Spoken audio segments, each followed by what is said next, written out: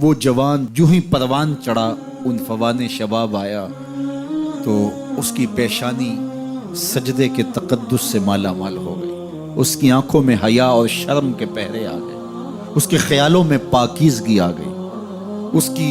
زندگی کے شب و روز نیکی کے ماحول میں بسر ہونے لگی، اس کی راتیں ذکر الہی میں، تلاوت کلام مجید میں اور دن یاد الہی میں روزے سے گزرنے لگے۔ وہ جوان جس کی جوانی اللہ کی عبادت میں گزری، کیونکہ جوانی اگر عبادت میں گزر گئی تو بڑھاپا تو پر نور ہے ہی ہے۔ سب سے مشکل مرحلہ زندگی کا جوانی کا ہے۔ شیطان زیادہ ورغلاتا ہے کسی شخص کو جب وہ جوانی کے مرحلوں سے گزر رہا ہوتا ہے۔ تو جس کی جوانی خیریت کے ساتھ گزر گئی اور اس نے اپنی جوانی کے تقدس کو محفوظ رکھ کے منزل تک پہنچا لیا، اپنی عصمت کے جوہر کی حفاظت کی، اپنی آبرو کو لٹنے نہیں دیا، اپنی آنکھوں کی شرم و حیا پر پہرے بٹھائے اور آنکھ کو برباد نہیں ہونے دیا اور اپنی زندگی کے تقدس کا پہرا دیا،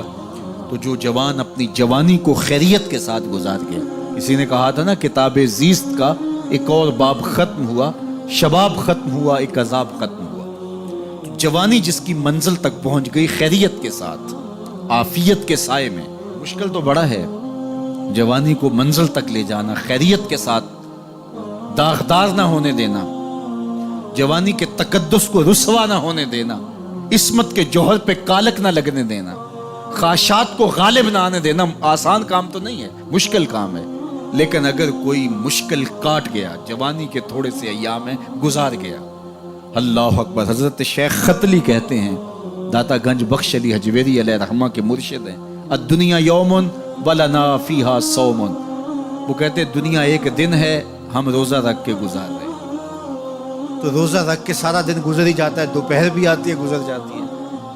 اور عصر کا وقت بھی آتا ہے گزر جاتا ہے، کھانے کا وقت بھی آتا ہے، چائے کا وقت بھی آتا ہے، سب کچھ ہوتا ہے لیکن گزر جاتا ہے، افطار تک بندہ پہنچ جاتا ہے۔ جس نے زندگی روزے کی طرح گزار دی، جس نے جوانی روزہ رکھ کے گزار دی، خواہشات کو بے قابو نہیں ہونے دیا، مشکل کام تھا لیکن اس نے مشکل کام کر دکھایا۔ اجر کتنا بڑا ہے، سنیے اللہ کے محبوب کی زبان سے سنیے۔ حضور نے ارشاد فرمایا جو سیدنا ابو ہریرہ کے ذریعے سے ہمارے تک پہنچا، فرمایا قیامت کے دن جب سورج کا رخ سیدھا ہوگا، زمین تانبے کی ہوگی، لوگ پسینے میں شرابور ہوں گے، کوئی ٹخنوں تک پسینے میں، کوئی گھٹنوں تک، کوئی کمر تک، کسی کو پسینے کی لگام دی جائے گی، اور وہ پسینہ ایسے نہیں ہوگا جس طرح یہ پسینہ ہے، اتنا گرم ہوگا۔ ابن رجب حنبلی کہتے ہیں اس پسینے کا ایک قطرہ اگر احد پہاڑ پہ ڈال دیا جائے تو وہ پگھل جائے، اتنا گرم ہوگا، بدبودار اتنا ہوگا، ایک قطرہ دنیا پہ ڈال دیا جائے، انسان کیا جانوروں کے دماغ بھی پھٹ جائے، اس پسینے میں لوگ شرابور ہوں گے۔ لیکن جس نے اپنی جوانی کو عافیت سے گزارا ہوگا، کل قیامت کے دن جب کوئی سایہ نہیں ہوگا، اللہ اس جوان پر اپنے عرش کا ٹھنڈا سایہ عطا فرمائے۔ وہ شخص جس کو کسی عورت نے دعوت گناہ دی اور وہ صاحب منصب تھی، صاحب جمال تھی، اور اس نے یہ کہہ کے یہ خواہش، یہ آرزو مسترد کر دی، انی خواف۔ اسی طرح کوئی عورت ہے تو اس نے اپنے تقدس کی حفاظت کی، اپنی آبرو پہ پہرا دیا اور کسی پیشکش کو ٹھکرا دیا،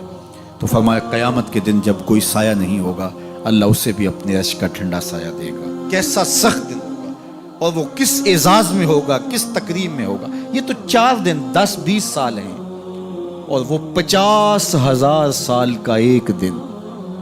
پھر اس کو اللہ کا شکر ادا کرنا ہوگا کہ اللہ تو نے کتنا کرم کیا میرے اوپر کہ میری جوانی خیریت اور عافیت سے گزری، اور آج اس کا تو کتنا بہتر صلہ مجھ کو دے رہا۔